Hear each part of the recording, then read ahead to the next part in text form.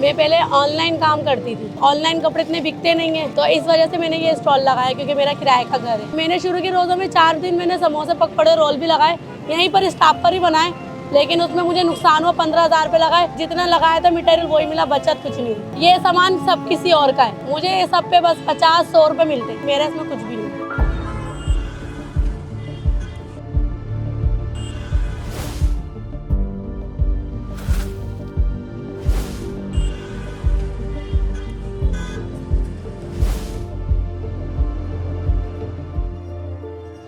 मेरा नाम सुमेरा है। 13 साल शादी को हो गए, 13 साल में फर्स्ट टाइम स्टॉल लगाया मैंने, तो कोई मजबूरी होगी ना जो लगाया है, लेकिन अल्लाह का शुक्र है इसमें मेरे शौहर का बहुत सपोर्ट है, क्योंकि मेरे शौहर ने मना नहीं करा। क्यों? मैंने उनको ये बोला हम किसी से उधार मांगेंगे कोई देगा नहीं, एक वक्त दे देगा, और रमजान में तो कोई किसी को उधार नहीं देता। इसी उम्मीद पर आई हूँ कि शायद बिक जाएगा तो मेरा रोज का सिर्फ घर का चूल्हा जल जाए।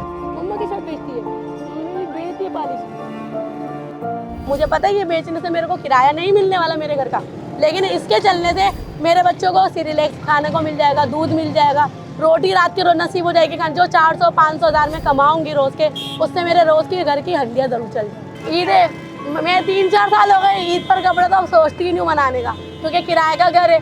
मौला ना 4 साल से हालात खराब होते होते अब मैं अपने बच्चों का ही कर लूँ, मेरे लिए बहुत है। मैं अपने कपड़े तो बनाती ही नहीं हूँ। इस ईद पर तो कुछ आसरा ही नहीं है, ना बच्चों तक का आसरा नहीं है। जो बात ईमानदारी के रोज है, अभी तक मेरी सिर्फ कुछ भी नहीं बिका, सिर्फ लोग रेट पूछते और चले आते। अब मैंने सोचा पीछे तरबूज वाले ने ठेला उतारा और ये खरबूज वाले ने, इनसे मैं ठेला और तरबूज का लगा लूँ, तो ना मुझे किराए पे ठेला मिल रहा है, ना मुझे तराजू बट्टा मिल रहा है, वरना मैं तो वो तक लगाने के लिए इसके साथ तैयार हूँ।